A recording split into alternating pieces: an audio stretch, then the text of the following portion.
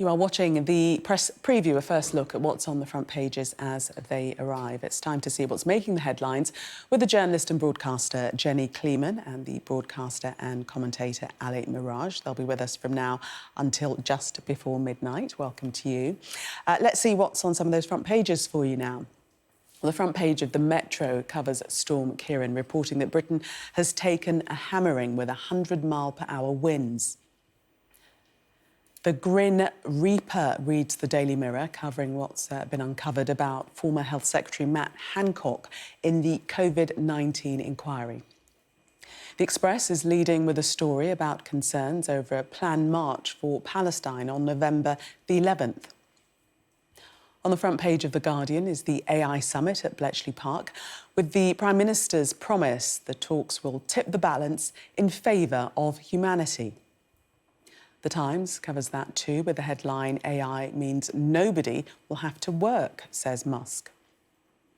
The Telegraph's coverage of the summit says that Elon Musk is calling for tax breaks to encourage new business. The top story in the Financial Times is on interest rates and the warning from the Bank of England of a stagnating economy. That story leading the eye as well, with the headline, Mortgage Pain. UK warned not to expect any interest rate cut before 2025. The Daily Mail's front page covers an upcoming book by former Conservative Cabinet Minister Nadine Dorries. The Sun carries a story about the former EastEnders actress Jessie Wallace. Free Woolly reads the front page of the Daily Star on the story of a sheep trapped at the bottom of a cliff in the Scottish Highlands for 2 years. If you're trapped for 2 years, that suggests that you've actually moved. A reminder that by scanning the QR code you'll see on screen during the programme, you can check out the front pages of tomorrow's newspapers while you watch us. And we are joined tonight by Jenny Kleeman and Ali Miraj. Thank you very much for being with us. Welcome. We're not going to talk about the sheep, much more serious issues, starting with the Guardian front page and the top tech summit that concluded this evening with that interview by Rishi Sunak of Elon Musk. Many commenting that was very, very bizarre. What did you think about that? Well, we were saying actually before we got in that we're not sure if it was Rishi Sunak applying for a job when he leaves government. I mean, it worked for Nick Clegg. It might work for Rishi Sunak. We know that he likes to go around and sport a backpack, and he did do his MBA at Stanford. But it was quite interesting. Look, some credit to the government here for convening the leaders of some of the biggest AI tech firms in the world to discuss this. This is a really existential threat to humanity, but it's also a huge opportunity. So I think the very fact that they've convened this meeting, they should have credit for. It was a bit of a strange discussion, but look, Musk said in that he thinks that there will be a massive impact on jobs. He also said that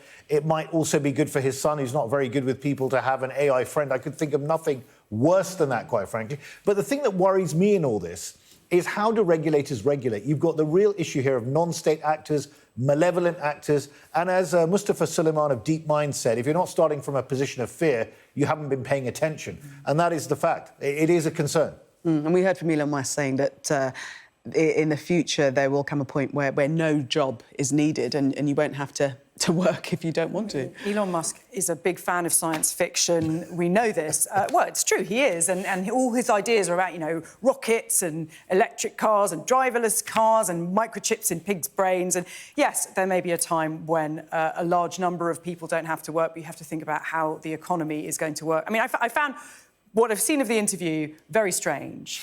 Lots of extremely softball questions. Our Prime Minister quite obsequious, really, in the face of the richest man in the world.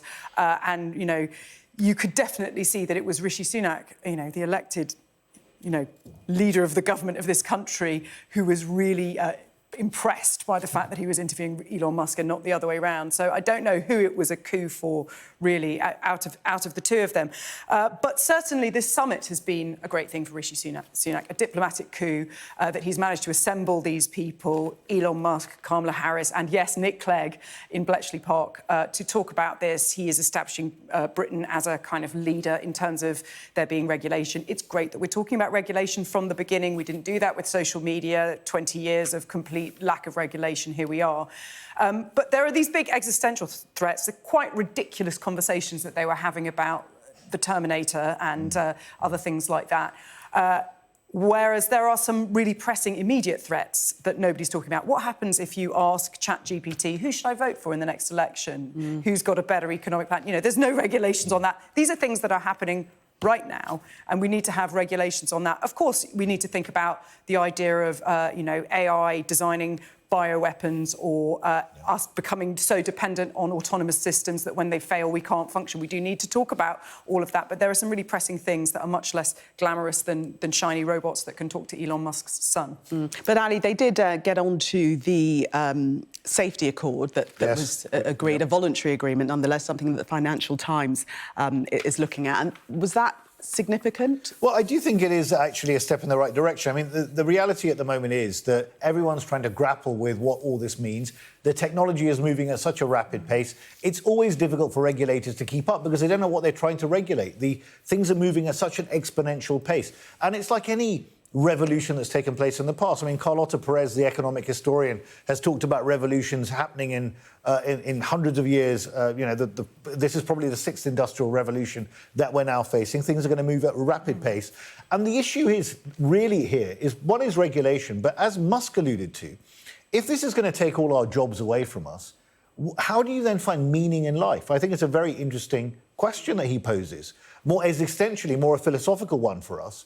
But regulators, one of the interesting things is that, and this has been reported in The Guardian as well, that the AI firms are going to be putting their new ideas to the regulator for vetting. Now, I don't know how that's actually going to work in practice, because these things move at such a pace, but we will see. But also, who are the regulators? Well, and how can they judge what is a good idea and a bad idea? You know, a year ago, none of us have heard of ChatGPT. I showed Ali a video when we were waiting on here of me speaking Italian fluently. I uploaded a video to a website of me speaking English. It sent it back to me with my lips totally synced, speaking perfect Italian. Within a few years, you'll be able to have Zoom conversations with anybody in the world, instantaneously speaking their language. Translators will not be needed. It's the pace of change that is so quick, and it's great that we are laying the foundations for regulation, but we need to think who is going to be in a good place to make the judgments about what is safe and what is not safe, because there are some potentially fantastic applications of technology like that, but the idea that we can all be deep faking each other all the time is worrying. Well, it really does worry me, because you showed me that video and it was so convincing. I thought she was a fluent Italian speaker. Yeah.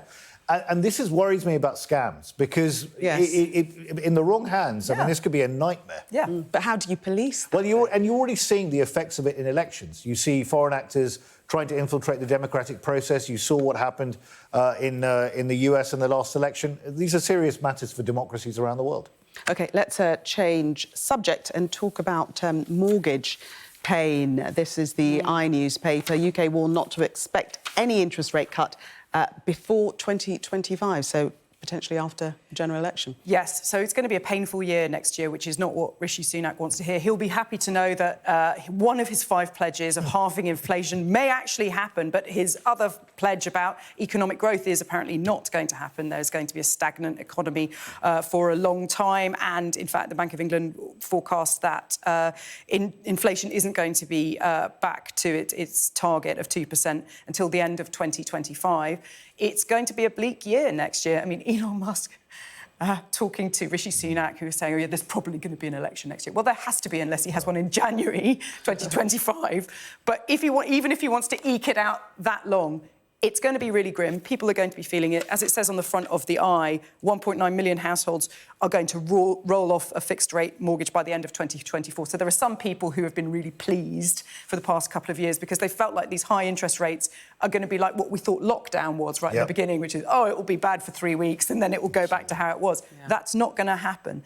So whilst it's a good thing that we seem to be getting a grip on inflation, the economy is not growing and we're all going to be feeling the pain. Well, this is confirming sustained pain, it's growing by 0.1%. Oh, let's clutch onto that 0.1%. Let's clutch hard onto it. Look, it's all about narrative. It's still real pain for people now. Of course it is. Of course it is. I'm being a massive tongue-in-cheek here. Look, the Chancellor is saying that the economy is growing by 0.1%, that wages are going up and that inflation's coming down. Yes, inflation's coming down, That is a job of the Bank of England. In fact, there's been a lot of calls lately, which I do not agree with, that independence of the Bank of England should be revoked and it should all go back to politicians with boom and bust cycles. I'm not in favour of that at all. I saw Andrew Bailey the other evening at a dinner in the city. He's got a very difficult job to do.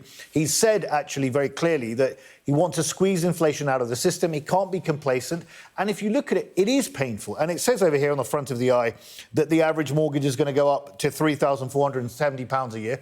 Now, the thing is here, if you look at 5.25% historically, it's actually not that high. I mean, you look at some of the stuff going back into the late 80s, it was almost 14% interest rates, or December 07, it was 5.5. So it is going to be tough, but historically, it's actually not that bad. And on the downside, there are still risks because we have got issues going on in the Middle East, and that again could ratchet up inflationary pressure if we don't see a calming intentions, I think. But house prices were a lot lower in the 1980s. They were. The whole thing, there is an equilibrium that is always established here. Yeah. OK.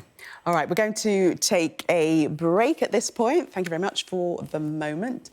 Coming up, there's one reviewer's take on the Beatles' final song in tomorrow's Daily Express. We'll find out yours. I think I know Ali's.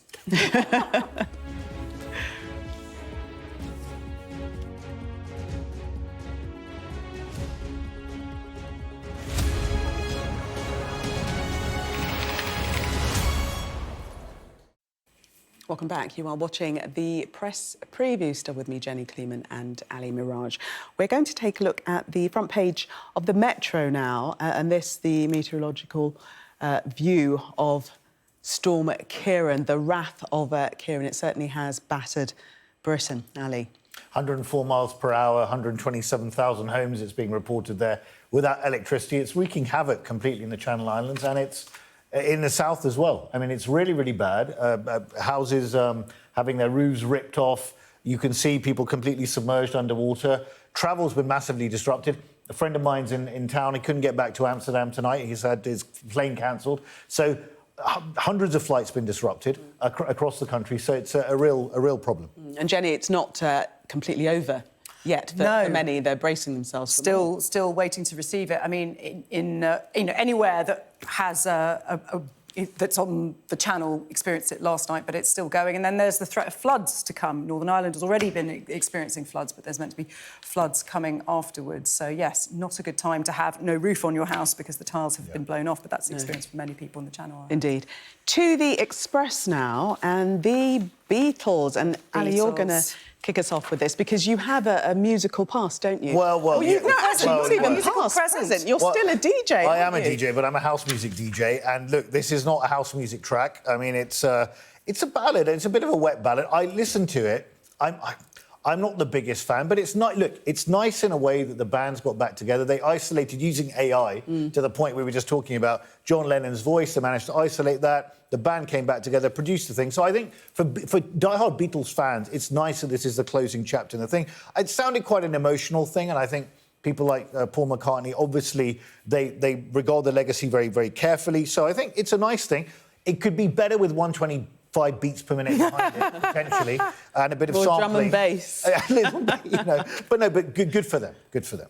Jenny, what did you think of it? I don't know. I mean, this is from a demo that John Lennon made in 1978. Yeah. This is not a Beatles song, it's a John Lennon song. You wonder if he would have wanted it to be made this way. But I do think it's very poignant. It's called Then and Now, and it is very much then, an old song, an old vocal track, being rendered now because of the power of AI to extract his vocals and put George Harrison playing guitar from the 90s in there. So it's quite interesting in terms of how we live today. Yeah, I'm not sure it's a banger, but there's something nostalgic and warm about it. Yes. And they're Beatles are our greatest cultural export of many years. So it's kind of nice to be reminded of. And do either of you mind that AI was used to achieve this? Well, I mean, look, no more than I mind that Drake had his track with AI as well. I think as well. So it's going to be a feature. The AI was to extract his vocals from this demo where they were kind of embedded and it wasn't really a good quality sound. It's not like they were creating a deep fake of John Lennon singing a song. As long as the royalties are paid, then AI is fine.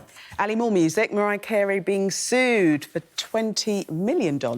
And this is her classic Christmas single. Absolutely. All I Want for Christmas. This This is the Metro page 3. All I Want for Christmas is $20 million in damages. This is the songwriters, Vince Vance and the, I think the Valiants, who are saying that they actually wrote, I think, part of the songs. They're talking about the lyrical hook and the melody are bizarrely similar to something that they produced. Mariah Carey said that she did it on a little piano in her bedroom. So there's this debate going on, and they're suing her for $20 million. Now, if that comes before the end of the year, that will be truly Christmas come early. You know it's Christmas when we're already talking about this song. What is it? The third? Is it even the 3rd of? No, it's not even. No, it's the 2nd of November. But yes, we're already talking about this song by Mariah Carey, which will be on incessantly, which is why they think it's worth so much money. Yeah. But it is Christmas. This song is. It is iconic. It is iconic, and I don't want to lose all street credibility for the rest of my life, but I have had to play this. Even at my own gigs, as the final song a few times in the past. And she's tried to trademark being the Queen of Christmas now. Yes, so you know she absolutely can't be the Christmas, plagiarist apparently. Queen of Christmas, but the courts will see. We shall see, indeed, Jenny and Ali. Thank you very much for the moment.